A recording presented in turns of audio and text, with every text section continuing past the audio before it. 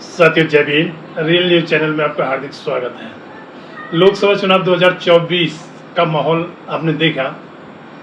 उत्तर प्रदेश में इंडिया गठबंधन के पक्ष में माहौल बनाने के लिए जो मेन स्ट्रीम मीडिया और सो कॉल्ड लिबरल पत्रकारों ने जो बीएसपी के खिलाफ माहौल बनाया था वो आपके सामने था, जिसकी वजह से बीएसपी को हालांकि नुकसान भी हुआ और इंडिया गठबंधन को फायदा भी हुआ।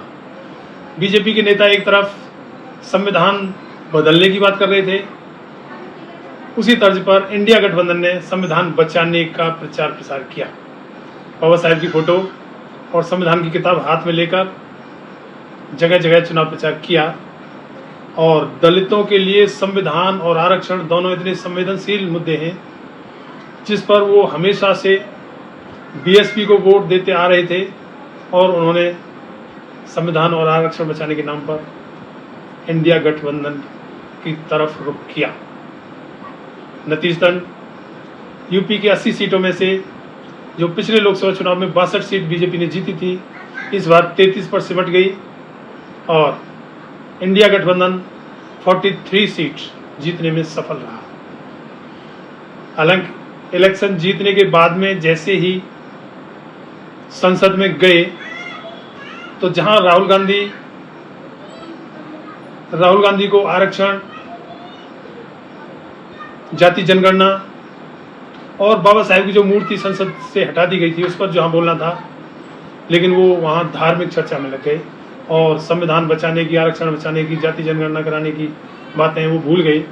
इससे जनता में काफ़ी आक्रोश पैदा हुआ। उसी तरीके से अखिलेश यादव ने भी उसके बाद में अब जो ताज़ा उदाहरण 1 अगस्त को माननीय सुप्रीम कोर्ट की तरफ से एक आदेश आया जिसमें SC/ST आरक्षण में उपवर्गीकरण और उसमें क्रीमी लेयर तक की बात की गई, तो उस पर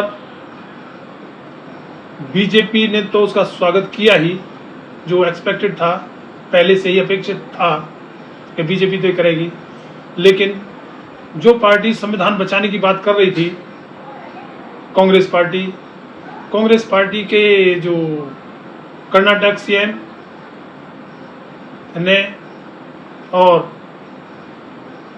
तेलंगाना के सीएम ने कहा हम इस आदेश का स्वागत करते हैं और हम इसको जल्दी से जल्दी राज्य में लागू करेंगे। और राहुल गांधी ने अभी तक उस पर मुंह नहीं खोला। उसी तरीके से समाजवादी पार्टी के नेता, जिनमें समाजवादी पार्टी अध्यक्ष अखिलेश यादव के चचेरे भाई धर्मेंद्र यादव ने कहा हम उस आदेश का स्वागत करते हैं, लेकिन अखिलेश यादव ने उस पर मुंह नहीं खोला।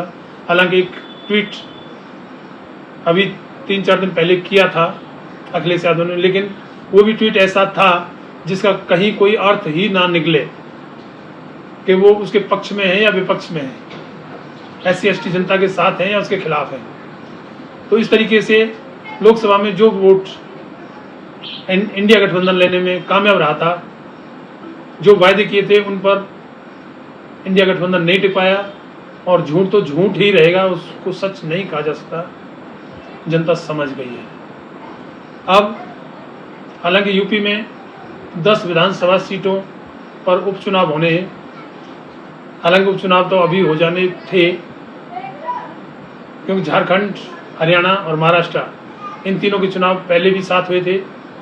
अब की बार जम्मू कश्मीर और बढ़ गया और उन्हीं के साथ यूपी में 10 विधानसभा सीटों पर उपचुनाव भी हो जाने थे।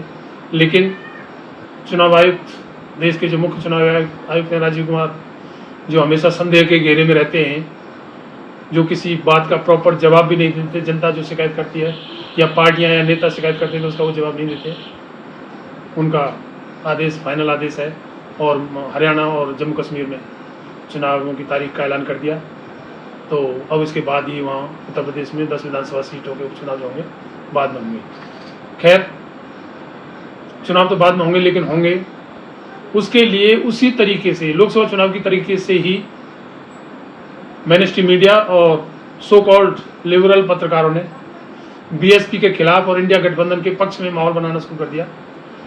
और एक ने तो अपने चैनल पर एक शीर्षक लगाया कि मायावती जी ने ली मोदी जी की इज्जत बचाने की जिम्मेदारी। कितनी गलत बात है। जब संविधान सभी को चुनाव लड़ने की आज़ादी या चुनाव लड़ने का अधिकार देता है, तो ये किस खेत की मूली है कि किसी पर ऐसे कटाक्ष करें।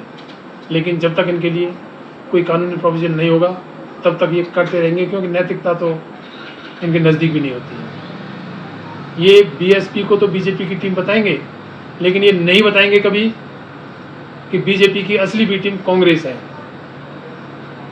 जैसे बीजेपी धार्मिक मुद्दों पर बात करती है, उसी तरीके से राहुल गांधी मंदिर मंदिर घूमते हैं और वो भी उसी लाइन पर चलते हैं। और सबसे बड़ी बात, लोकसभा चुनाव 2024 में उड़ीसा में राज्य विधानसभा भी इसके साथ चुनाव हुए थे, जिसमें नवीन पटनायक वहाँ सरकार में थे पिछली बार। और अब लोकसभा चुनाव के साथ जो विधानसभा चुनाव हुए, तो अगर कांग्रेस वहाँ ना लड़ती तो नवीन पटनायक की राज्य में सरकार बनती और सारी सीटें नवीन पटनायक जीते। कांग्रेस ने नवीन पटनायक को हराकर बीजेपी को जिताया, वहाँ बीजेपी की सरकार बनवाई और 20 लोकसभा सीट दिलवाई बीजेपी को। लेकिन इस बात को मेन स्ट्रीम मीडिया या लिबरल पत्रकार जनता को नहीं बताएंगे। खैर, अब मुद्दे की बात पर आते हैं। यूपी में जो 10 विधानसभा सीटों पर जो उपचुनाव होने हैं, उनमें ये सभी बीएसपी की बुराई करेंगे, क्लियर है, और बुराई करनी शुरू कर दिया है और इंडिया गठबंधन के पक्ष में माहौल बनाएंगे। लेकिन एक जो चीज़ इनके लिए या सारी पार्टियों के लिए जो भारी है, वो है बब्बर से चंद्रशेखर।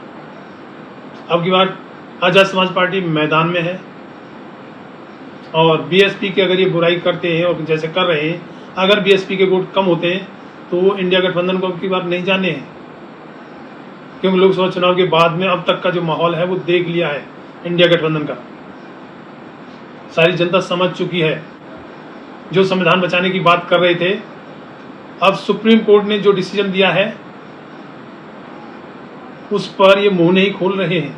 और इवन कांग्रेस के जो कर्नाटक और तेलंगाना के जो सीएम हैं, वो तो उस आदेश का समर्थन कर रहे हैं और राहुल गांधी मुंह नहीं खोल रहे। ऐसे समाजवादी पार्टी का है। समाजवादी पार्टी में धर्मेंद्र यादव जो सांसद हैं, वो उसका स्वागत कर रहे हैं, लेकिन अखिलेश यादव मुंह नहीं खोल रहे हैं। तो क्या जनता समझ नहीं रही है? क्या अभी भी इतनी भोली है जिसे आप ऐसा समझते हो कि जनता क्या समझेगी? ऐसा नहीं है। जनता बहुत जागरूक है, एक एक पॉइंट को देख रही है और पिछले लोकसभा चुनाव में जो जनता समझ रही है कि हमसे भूल हुई थी, अब वो दोबारा भूल नहीं करेगी।